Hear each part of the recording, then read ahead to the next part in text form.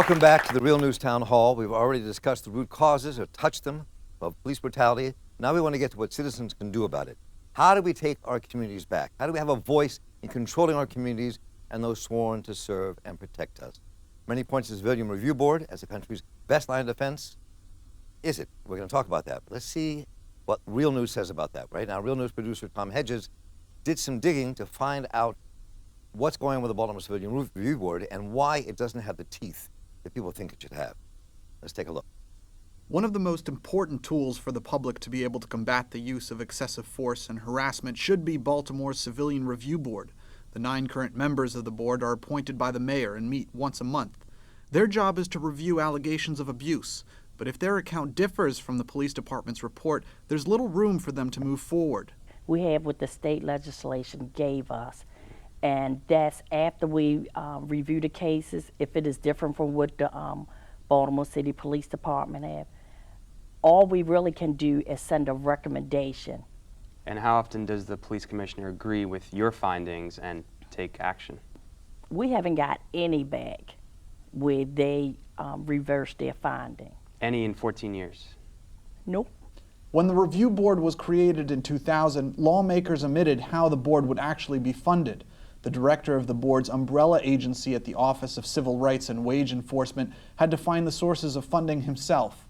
The board managed to hire 2 investigators, but today that staff's been cut down to just 1. Critics argue that the board is limited by design, specifically with regards to the contents of the Law Enforcement Officers' Bill of Rights, which is a piece of Maryland state legislation. There are 2 key provisions that prevent civilian oversight. One is that all investigations have to be conducted by sworn law enforcement personnel, so it prevents the outside investigators from a civilian review board from conducting the investigations. And then 2, no meaningful discipline can be imposed except by a trial board, which is again composed of fellow officers, sworn law enforcement officers. Oversight of law enforcement officers is something that the city's mayor also recognizes needs reform. You're taking a look, how can we make this board more relevant, more vital, and make it a place that the community feels is valuable, a valuable asset, and we're not there yet. Last month, the mayor, along with Police Commissioner Anthony Batts, released a 41-page report that includes a list of recommendations. This isn't fluff. We outline some of our dynamic training, including constitutional, impartial policing, emotional intelligence, and de-escalation techniques, not taking things personally. But many say that when the board doesn't have the legal means to properly address police abuse, the unchecked tensions, however small, culminate into more serious instances of brutality down the road. If you can't take care of the small issue, it just keeps building. It just escalates into excessive force and harassment, so. If the current review board is as ineffective as most everyone seems to agree, does Baltimore need to reform its review board in order to give the public proper oversight of its police force? Now, we've heard this piece and we've heard from the voices before here, and I'd like to turn to a few people and come to the back row as I promised. But we have a guest here tonight, Alok Mukherjee from Toronto, who runs the Civilian Review Board, has a couple things to say about this. I want to hear his voice, then we can go back to the audience here and let you respond to what he's saying. Alok. Well, I don't want to comment on Baltimore because that's your concern, but I just want to share how we run civilian oversight in Canada generally, but Toronto in particular. The Police Service Act, sorry, my throat is gone. The Police Service Act of the province requires that in every municipality where there is a municipal police force, there must be a police board, police service board.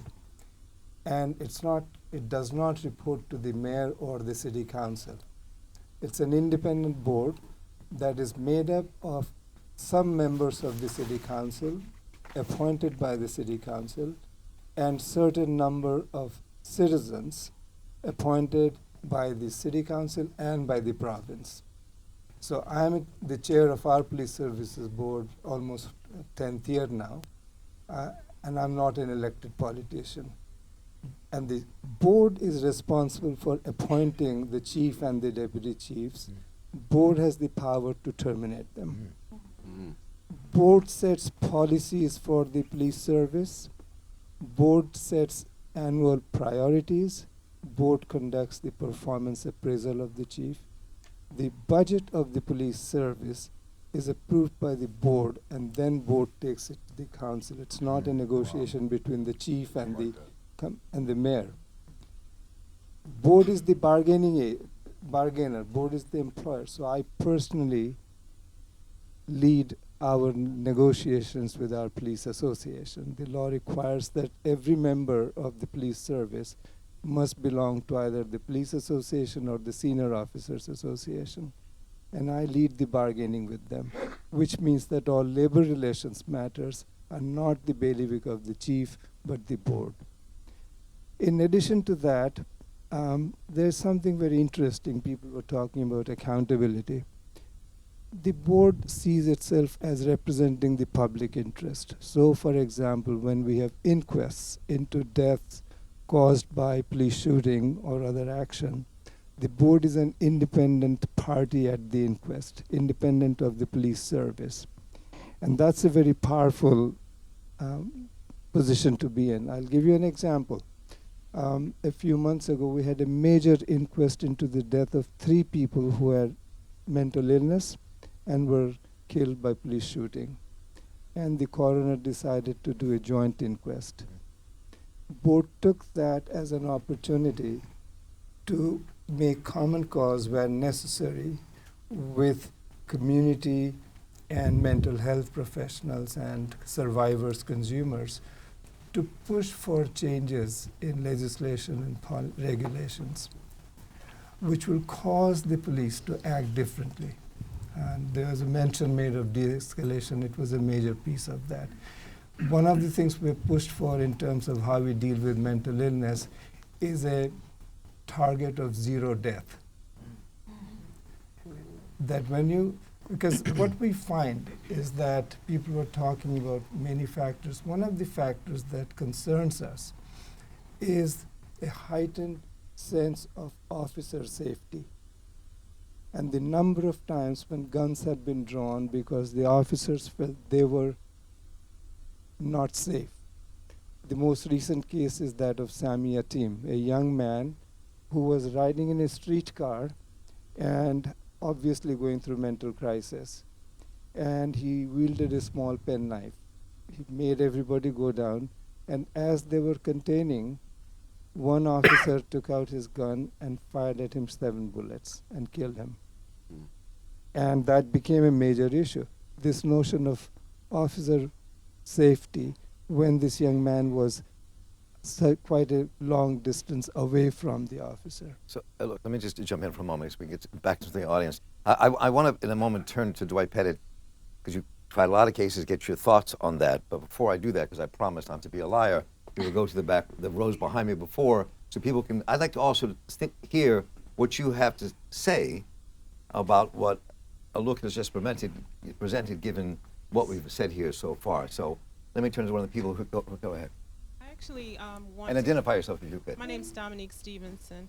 I work here in Baltimore, and I live in Baltimore for over 20 years. I want to go back to the issue of training. It's not training. You, Lieutenant Russell, you said yourself that nobody had to tell you to not brutalize anyone. That seems to be a contradiction to me. You all have acknowledged that this thing has its roots in slavery. And so I feel like we're here trying to come up with rational solutions to an irrational system. I really don't see reform. There has to be a really radical change. The other thing about the cultural misunderstanding is on our part as black folks. We're misunderstanding the fact that these folks are fascists, okay? That this country has become increasingly fascist in how they deal with us, okay? That's the big misunderstanding. And in terms of solutions, we really have a job to educate folks in our community, to educate young folks about that, about the danger of policing. Because when you call 911, you never know what you're going to get, okay? It's more than a joke. Let me get 1 or 2 more responses back here, then we'll come over here. Go ahead, Bilal. My name is Bilal Ali. I think when you try to actually assess a problem, you usually go to the root cause of the problem. But in this particular case, you don't go to the root, you go to the seed. And the seed is racism, just like racism is an institution in America. And one of the points that I want to highlight myself, because I'm a lifelong Baltimorean myself, even within the Baltimore Police Department, you have racism that runs rapid. That's why you have a vanguard, because you wasn't allowed to perform certain duties like white officers. You wasn't even allowed to even go in to a rolling park. You didn't even have arrest powers to arrest a white person. Absolutely. You had to call a Caucasian to the scene and perform your duties.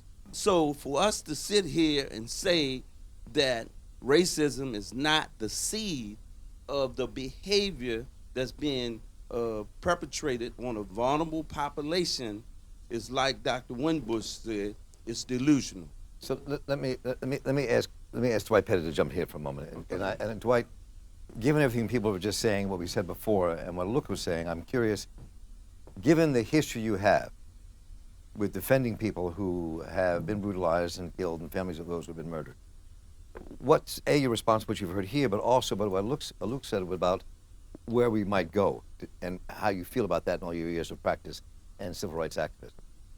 Well, I have to agree that I think the problem is systemic, and the problem exists because of the aspect of property and race. You got to remember, slaves were property, and that's where the whole thing begins to originate and comes up. I mean, when Richard Nixon said, "What are we going to do about the Negro problem?" That was a signal when you talk about the creation of the war on drugs, which was really the war on us. So all of this history, you got to remember, it's only been developed in the last 100 or so years. So we're not a long time removed. Now, as a trial lawyer, do I see any overall change other than the political climate changing through political activism? I think in terms of the local issues, in terms of Baltimore City, for example, there has to be some price to pay. And what does America understand? Money.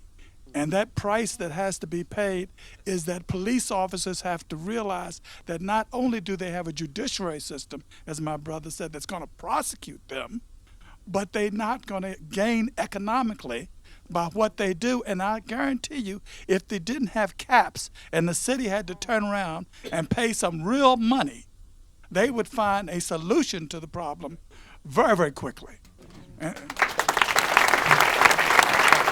But when a police officer, and I have all the killings and all the shootings, and I asked them on the witness stand, I said, "Officer, after you were put on suspension, did you lose any money?" "No, I was paid." "What happened when you came back on the force?" "I was promoted." And then you turn around. Now I read that not only are they paid, and not only are they promoted, but now they can file for workman's compensation because of the stress that they incurred because they killed somebody. Give me a break.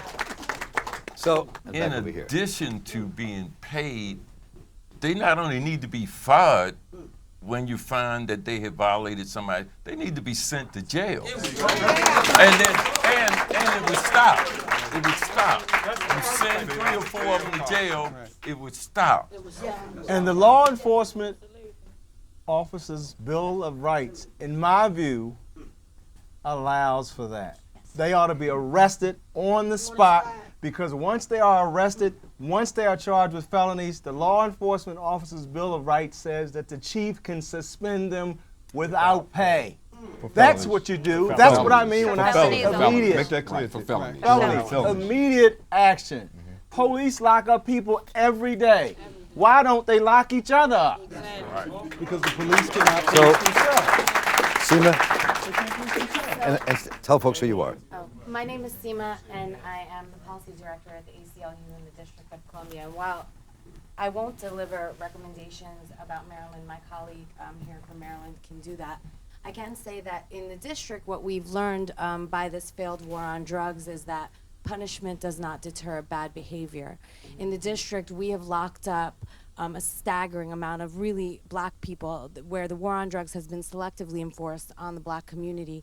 Black people making up only 50% of the population, but 91% of the arrests for crimes, things that have been criminalized that we know white people actively engage in, like the use of marijuana, for example. More than 45,000 arrests every year, where 96% are for nonviolent offenses. So when we talk about the police interface, the over-policing of the black community, it cannot be explained by so-called black-on-black crime, because so much of these interactions are about nonviolent offenses.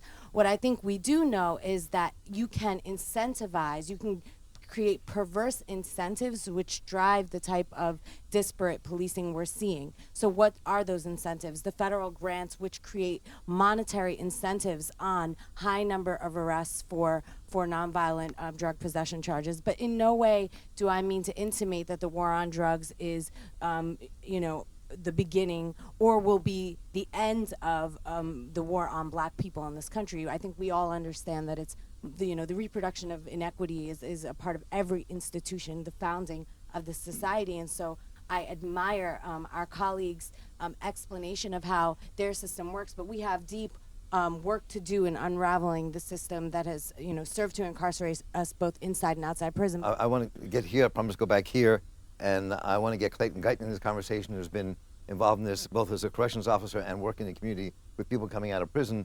But let me ask a question, just a show of hands. I'm just curious, because part of the conversation tonight is, do we want a civilian review board in Baltimore? And would that be effective for what we are addressing at any level? So let me just start with that question. Do you, how many people in this room think we need a civilian review board in Baltimore? And one that has powers similar to what we heard in Toronto.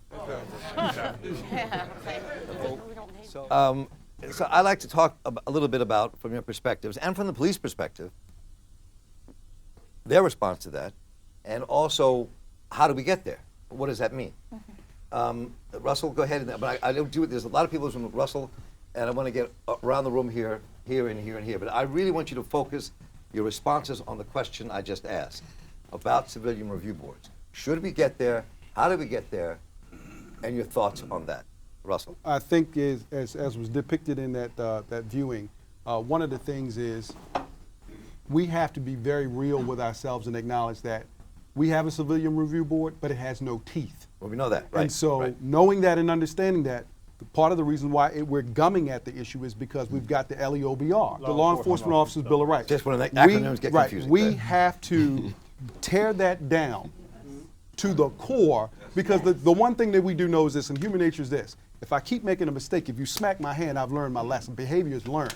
If you don't have something that takes away that protection from them, the only thing you're doing is enabling them to continue to do the same thing over and over again, because I'll be on suspension with pay, I'll hold out till I retire or until a new administration comes in, and I'll work my way through the system. We have to have an immediate mechanism right now, and that is tear apart the Law Enforcement Officer Bill of Rights right now as it exists, so that a civilian review board then begins to have more teeth and the ability to do something about it. So let me, sitting here watching people respond, before I come over here and back over here, I'm watching you nod a little bit over here, not from sleep. You weren't supposed to be watching me nod. I'm watching everybody. That's my job. So, well, the question I have, though, just before we go back to the rest of the audience, is how do you approach that, Malcolm Russell, as a police officer? How many years have you been on the force? 35. 35 years. And people know you all around the city and have a lot of respect for you as well, I'll say that. So what is your perspective on a civilian review board? Does it make sense? You heard what Luke was saying, how it works in Toronto. Can that work here? Should it work here? I know a lot of people that want to get in, so my answer is I would welcome that with open arms yesterday, if we could do that. If you guys could figure out how to do that, I would welcome that with open arms. And I would think the vast majority of the police department would want those. And the ones that wouldn't want those are the bad seats that you're trying to root out anyway. Does that make sense? Yeah. So we will welcome that. I love that. I was excited when you were talking about it. Kenneth? I would have to agree with that. So I want to come back to this point with the two of you, but I know you want to say something. Come on. Yeah, I think we can't forget that for our civilian review board to be meaningful, we also need our elected officials and the people responsible for running our city to understand what we're talking about. I think part of the issue that I've seen is, for example, when the city enacted our new curfew law, that we knew was going to bring more kids in contact with police when they've done nothing but be outside. We're inviting these kind of interactions, and what I hear a lot of times is a disconnect between what folks are saying their experiences are on the street and the reality of what elected officials are saying that they see and they understand. And so that's why we keep hearing training is the answer. In terms of the Law Enforcement Officers Bill of Rights, I want folks to know that Maryland has one of the most protective law enforcement officer Bill of Rights in the country. In the country, even, law enforcement officer Bill of Rights are not uncommon, but we have one of the most protective in the country, and that is directly responsible for our inability as communities to hold police accountable. And whatever we say about the efficacy of civilian review boards, we can't solve the problem if we can't identify it, if we don't have transparency. Right now in Maryland, if you file a complaint against a police officer, you cannot find out what happened. Right. You cannot find, as the complainant, as the victim of police misconduct, you can't find out what they did. So we need to fix that. Brian Walker, let me ask this question, because you've represented a lot of police in your time as a lawyer. The other side of the aisle from Dwight Pettit. So how would you respond to that? How would you respond to Civilian Review Board? How do you think the police you represent would respond, and why? Do you see a problem with it? I represent the 2,600 members of the Maryland Troopers Association in administrative disciplinary matters. If there's a complaint that comes from outside, from the community, or a complaint that comes from inside, from a supervisor to someone under, immediately they call our firm because we represent them against the department, where the department is investigating as to whether they have violated a rule or regulation, which could wind up being dismissed, could wind up being that they get charged administratively, which could lead to a reprimand up to a dismissal. But how would a Civilian Review Board affect that process in terms of dealing with the things between police and community? That's the question I want to know. My guess would be it probably wouldn't change a lot of my day-to-day stuff. It would deal with those things that involve where there has been the kind of complaints that frequently leads to Dwight's litigation, where the outside community needs to investigate because there is conduct that is anti the community, not just anti a rule or regulation where I'm alleged to have padded my traffic statistics. I'm not saying that's good. I'm saying that if they get charged with that, it probably can be handled through administrative discipline. But it's when the conduct deals with the community, that's where you need the community interaction. Go ahead. I'm Danielle. I'm from the People's Power Assembly, which is a continuation of the All People's Congress, who actually worked with the community to pass the current the review board. But the thing is, it's been incredibly watered down, and it's up to us to really take action once we leave this room. I'm going to go back here, and I want to get Clayton Kuyten into this, and I'll go back here as well. And we're focusing here for this moment on the idea of a Civilian Review Board. Can it be effective in our community? How can it work? Well, my point would be that no Civilian Review Board can be effective unless black people in Baltimore are organized enough to force them to do what they're supposed to do. And so the first thing that we need to do in Baltimore, if we understand that institutions like police forces and police around this country are animated by racism and white supremacy, the thing we should be doing is creating black institutions that hold them directly accountable, and not the typical ones. We need to create ones that are socially, politically, and economically free of forces that have kept us oppressed in this system of white supremacy. So that's where we need to start.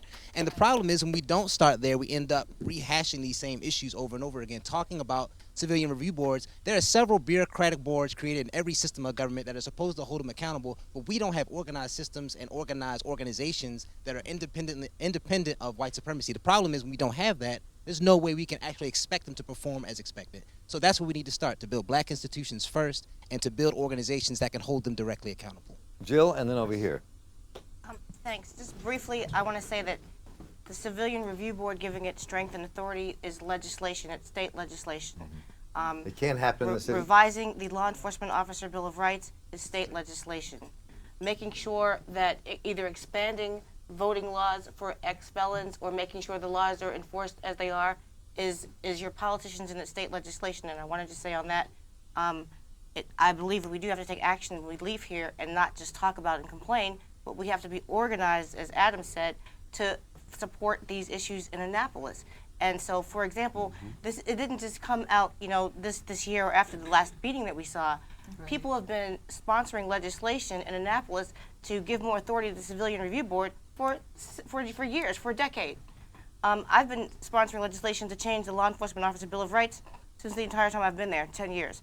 And so these are issues that we need to bridge that gap and have a connection on. And then finally, I'll just say that the Baltimore delegation, the state legislature, is having a pre-session legislative hearing on all of these policing issues next Saturday at University of Baltimore at 2 o'clock, which is important for everybody to be there. This coming Saturday.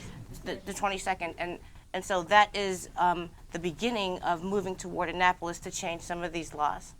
Before we have to take a quick break here in a minute, but I do want to get a couple of people in here. I said I would go here, so we'll go to the man with the mic. And identify yourself, please. Okay, Reno Thompson. I've been born and raised in Baltimore. Matter of fact, about 8, maybe 9 blocks, 10 blocks from here. But the Citizen Review Board needs somebody on that board with a pit bull mentality. And if it's not going to be effective because it's not going to be respected. If you're not going to have someone on there that is going to take these issues and run with it, it's not going to be respected in the community. And just to go back real quickly, those of you who are talking about a lack of training, I'm going to say what Arnold used to say on Different Strokes. What are you talking about? Because it's not a lack of training. It's a lack of respect for the community, and it's a lack of disrespect for the badge and themselves. If the officer don't respect the community, this is what you're going to get. Just real briefly. So when I talk about, and I don't want to feel like I don't want you to feel down that I was being contradictory. When I talk about lack of training, when we came up in this agency or any police agency, you were from the neighborhoods. You lived in the neighborhoods. But you please understand, let us not be ignorant to the fact that we're getting police not just from Baltimore, as a matter of fact, from the state of Maryland, and I'm going to just be real frank with you, we're probably getting 40% from the state of Maryland that are Baltimore police officers. And when you shrink it down to Baltimore City, it's ridiculous. 60% are coming from outside of Maryland. Then when you talk about grabbing people outside of the country, and now being policed in a culture they don't understand. They don't understand. We're going to take a short break from this. I'm going to thank you all for being part of this conversation right now. When we come back, we're going to address the issues of where we go from here, how do we get there, what a Civilian Review Board could do, and what's our part in the city community. So I want to thank you all so much. Stay with us.